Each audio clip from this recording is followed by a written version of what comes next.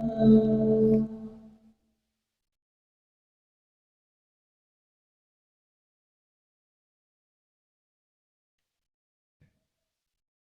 hamdalillah nahmaduhu wa nasta'inuhu wa nastaghfiruh wa na'udzu billahi min shururi anfusina wa sayyiati a'malina.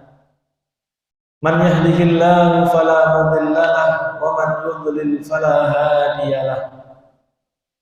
Ashhadu an la ilaha illallah wahdahu la syarika lahu wa ashhadu anna Muhammadan abduhu wa rasuluhu wa safiyuhu min khalqihi ballagha ar-risalah wa adda al-amanah wa nasaha al-ummah wa jahada fillahi haqqa jihadihi hatta tarakana 'ala al-mahajjati al-bayda'i layluha kanahariha la yazighu 'anha illa halik.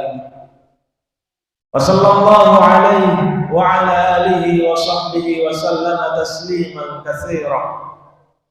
Ya ayyuhan nasu ittaqu rabbakumul ladzi khalaqakum min nafsin wahidah wa khalaqa minha zawjaha wa batha minhuma rijalan katsiran wa nisaa wattaqullaha alladzi tasaaluna bihi wal arham innallaha kana 'alaikum raqiba.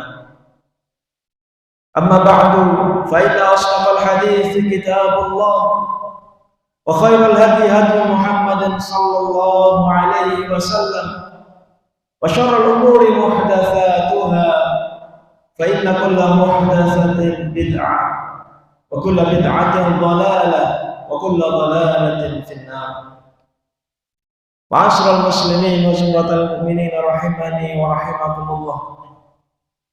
Marilah di kesempatan yang khidmat ini, di hari yang agung ini, di mana saat ini kita masih berada di bulan yang penuh berkah, yaitu bulan Ramadan, kita senantiasa meningkatkan ketakwaan kita.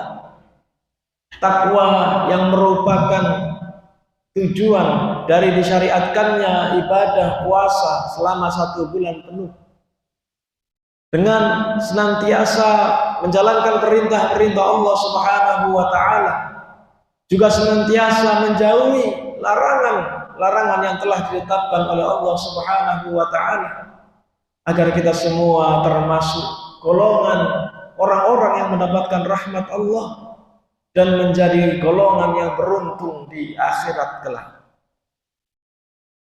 Ma'asyiral muslimin wa zumratal mu'minin rahimani wa rahimakumullah.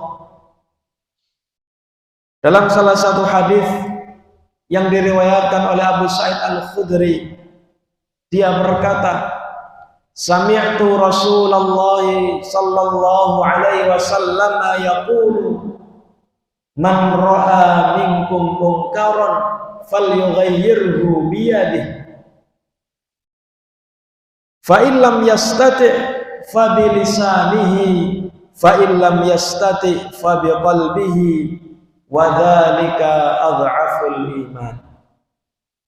Yang artinya dari Abu Sa'id Al-Khudri, dia berkata bahwa dia mendengar Rasulullah sallallahu alaihi wasallam bersabda, siapa saja di antara kalian yang melihat kemungkaran, maka rubahlah dengan tangannya, dan jika dia tidak mampu, hendaklah dia merubah dengan lisannya, dan jika dia masih tidak mampu, maka paling tidak rubahlah kemungkaran itu dengan hatinya, dan hal tersebut adalah selemah-lemahnya iman. Ma'asyiral muslimin wa zumratal mu'minin rahimani wa rahimakumullah. Ada satu peristiwa yang terkait dengan hadis ini. Disebutkan bahwasannya pada suatu waktu gubernur Madinah, yaitu Marwan bin Hakam, beliau ketika itu merubah salah satu syariat, merubah salah satu ibadah yang ditetapkan oleh Rasulullah SAW. Ketika itu beliau dalam sholat id, ibadah sholat id itu seharusnya pelaksanaannya adalah sholat terlebih dahulu baru kemudian khutbah. Namun Marwan bin Hakam ini merubah aturan ini sehingga dia pun maju ke mimbar dan berkhutbah terlebih dahulu. Ketika itulah maka salah seorang sahabat yaitu Abu Sa'id Al-Khudri naik ke mimbar, bangkit dan meluruskan suatu kemungkaran yang dilakukan oleh Marwan bin Hakam tersebut.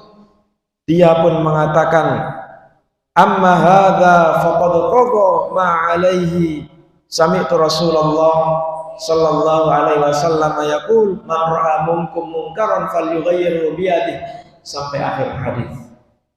Jadi sebelum Abu Sa'id Al-Khudri maju, ada salah seorang yang mengingkari apa yang dilakukan oleh Marwan tersebut. Dia mengatakan bahwasanya yang benar itu sholat dulu baru khutbah. Maka Marwan pun bantah dan dia mengatakan bahwa syariat tersebut telah dimansuh, telah dihapus.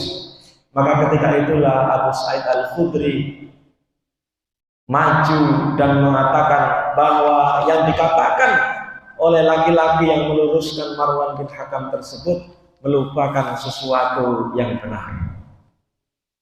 Ma'asyiral muslimin wa jumlatal mu'minin rahimani wa rahimakumullah. Kita bisa melihat peristiwa tersebut merupakan peristiwa yang bisa kita petik pelajaran penting, yaitu bahwa para ulama terdahulu, para salafus soleh, para sahabat tabi'in dan tabi'ut tabi'in, mereka semua merupakan orang-orang yang terdepan. Ketika melihat suatu kemungkaran, mereka tidak mau tinggal diam. Meskipun tentu saja resiko yang mereka hadapi sangat besar sekali, terutama apabila kemungkaran tersebut dilakukan oleh para penguasa. Tentu saja ketika mereka melakukan itu, mereka pasti sudah memikirkan resikonya. Resiko terberat tentu saja adalah nyawa yang menjadi ancaman. Resiko paling ringan mungkin mereka akan mendapatkan hukuman, mereka akan mendapatkan penolakan. Namun karena mereka semua menyadari sebagaimana disebutkan dalam hadis tadi bahwa amar ma'ruf nahi munkar itu merupakan suatu kewajiban bagi seorang muslim, maka mereka pun akhirnya melakukannya apapun resiko yang mereka hadapi. Ma'asyiral muslimin wa jumlatal mu'minin rahimani wa rahimakumullah. Melakukan amar ma'ruf nahi munkar, khususnya mencegah kemungkaran, ini merupakan salah satu sendi ajaran Islam yang utama. Allah Subhanahu wa taala dalam Al-Qur'an berfirman, "Wal takum minkum ummatun yad'una ilal khairi wa ya'muruna bil ma'rufi wa yanhauna 'anil munkar wa ulaika humul muflihun." Hendaklah ada di antara kalian orang-orang yang menyeru kepada kebaikan, menyuruh kepada yang ma'ruf dan mencegah dari yang mungkar. Mereka itulah orang-orang yang beruntung.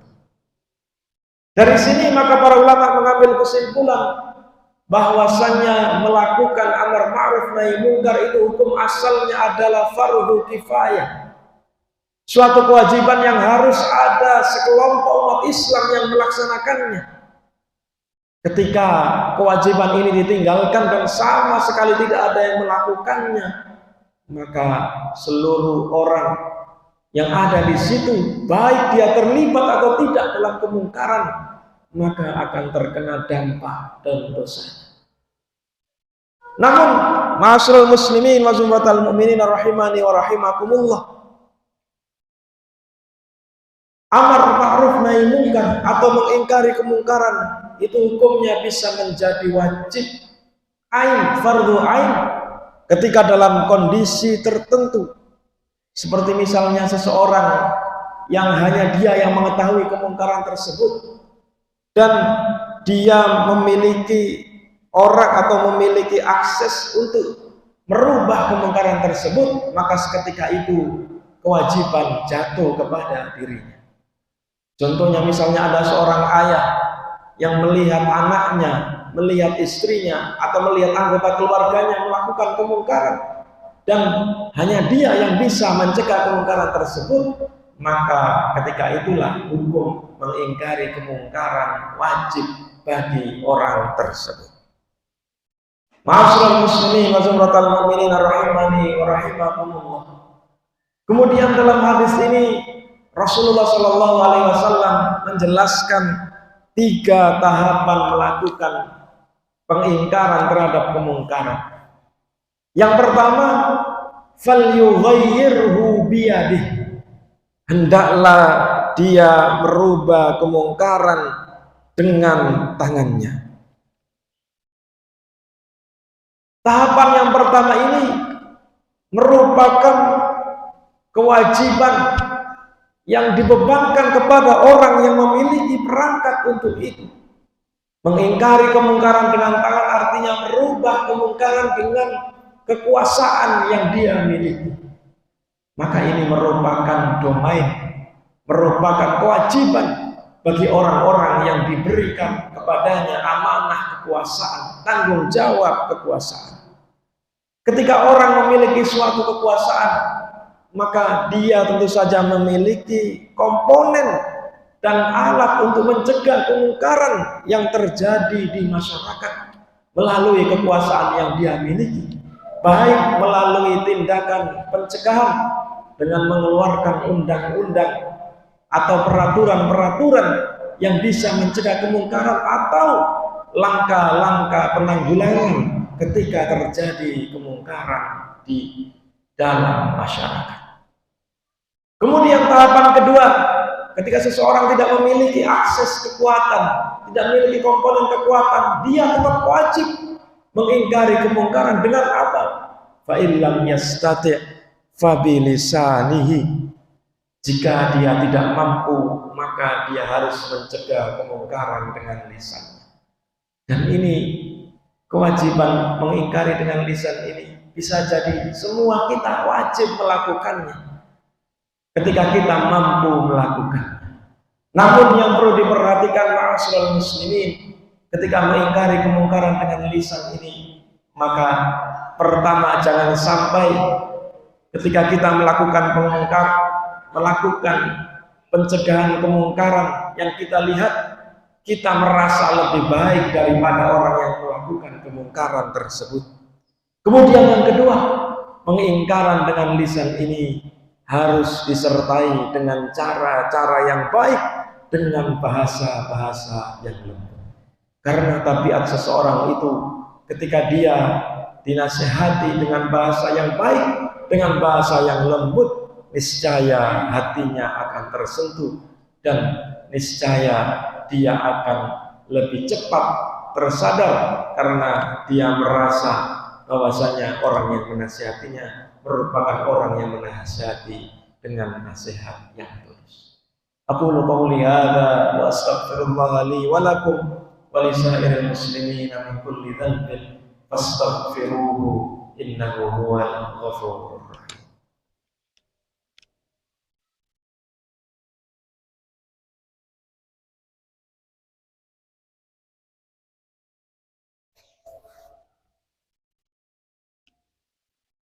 Alhamdulillahilladzi arsala rasulahu bil huda wa dinil haqq liyudhhirahu 'ala ad-din kullihi wa kafaa billahi shahida. Asyhadu an la ilaha illallah wahdahu la syarika lahu wa asyhadu anna Muhammadan 'abduhu wa rasuluhu la nabiyya wa la rasula ba'dahu. Ya ayyuhalladzina amanu taqullaha haqqa tuqatih wa la tamutunna illa wa antum muslimun. Ma'asyiral muslimin wa zumratal mu'minin rahimani wa rahimakumullah. Di dalam akhir hadis yang disebutkan dalam khutbah pertama tadi, Rasulullah menyebutkan tahapan ketiga ketika seseorang tidak mampu mengingkari kemungkaran dengan tangan atau kekuasaannya maupun dengan lisannya, yaitu fa in lam yastati' fa biqalbihi wa dzalika adhaful iman. Siapa yang tidak mampu melakukan kemungkaran dengan cara-cara tadi, maka hendaknya dia melakukan kemungkaran dengan hatinya, mengingkari kemungkaran dalam hatinya. Artinya apa? Ketika kita memang tidak mampu dan benar-benar tidak mampu, minimal kita harus mengingkari kemungkaran dengan hati kita. Artinya paling tidak kita harus membenci perbuatan mungkar tersebut. Kita tidak ridho ketika ada saudara kita yang melakukan perbuatan mungkar tersebut. Meskipun di dalam hadis ini disebut dengan adhaful iman, artinya tingkatan keimanan yang paling lemah. Maksudnya paling lemah di sini adalah dampaknya paling kecil, karena dia tidak mengungkapkan pengingkarannya tersebut di hadapan orang yang melakukan kemungkaran, sehingga yang merasakan hanya dirinya sendiri. Namun para ulama juga menjelaskan bahwasannya ketika orang melakukan kemungkaran, pengingkaran dalam hati ini merupakan tahapan yang pertama. Baik orang yang melakukan pengingkaran dengan lisan atau melakukan pengingkaran dengan tangan, itu dalam hatinya juga harus mengingkari dan meyakini bahwasannya perbuatan tersebut adalah perbuatan mungkar. Artinya pengingkaran kemungkaran yang dia lakukan memang semata-mata meyakini itu adalah perbuatan mungkar yang tidak diridhoi oleh Allah Subhanahu wa taala. Ma'asyiral muslimin wa jamaahal mu'minin rahimani wa rahimakumullah. Ketika kita semua bisa mengimplementasikan hadis ini dalam kehidupan kita, maka niscaya kehidupan umat Islam ini akan menjadi lebih baik. Perintah mengingkari kemungkaran itu dengan apapun cara yang kita miliki merupakan wujud dan bukti bahwa syariat Islam ini merupakan syariat yang mengajak umatnya untuk tidak hanya mementingkan kepentingan pribadinya saja, tetapi juga mempedulikan kondisi orang lain, termasuk tidak ridho ketika ada saudara kita yang melakukan suatu keburukan. Ketika amar ma'ruf nahi mungkar ini bisa berjalan di tengah masyarakat, maka niscaya masyarakat kita akan menjadi masyarakat yang baik dan masyarakat yang mendapatkan keberuntungan sebagaimana disebutkan oleh Allah Subhanahu wa taala dalam surat Ali Imran tadi, wa ulaika humul muflihun. Orang-orang yang mampu melakukan amar ma'ruf nahi mungkar adalah orang-orang yang akan mendapatkan keberuntungan. Innallaha wa malaikatahu yusholluna 'alan nabi ya ayyuhalladzina amanu shallu 'alaihi wa sallimu taslima. Allahumma shalli 'ala Muhammad wa 'ala ali Muhammad kama shallaita 'ala Ibrahim wa 'ala ali Ibrahim wa barik 'ala Muhammad wa 'ala ali Muhammad kama barakta 'ala Ibrahim wa 'ala ali Ibrahim fil 'alamin innaka Hamidum Majid. Warḍallahumma 'anil khulafa a'immatil hunafa Abi Bakr wa Umar wa Utsman wa Ali wa 'an baqiyatis sahabati ajma'in wa man tabi'ahum bi ihsan ila yaumiddin. Allahumma ighfir lil muslimin wal muslimat wal mu'minin wal mu'minat al ahya'i minhum wal amwat innaka sami'un qaribun mujibud da'awat ya qadiyal hajat. Allahumma aslih wulata umurina limaslahatil Islam wal muslimin. Allahumma ansur ikhwanana al-mustad'afin al-mujahidin fi kulli makan, khasatan ikhwanana fi Palestin.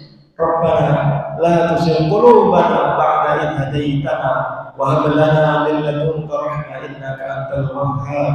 Rabbana zalamna anfusana wa illam taghfir lana wa tarhamna lanakunanna minal khasirin. Rabbana hab lana min azwajina wa dhurriyyatina qurrata a'yun waj'alna lil muttaqina imama. Rabbana atina fid dunya hasanah wa fil akhirati hasanah wa qina adzabannar. Wa la dzikrullahi akbar wallahu ya'lamu ma tasna'un. Aqimis shalah.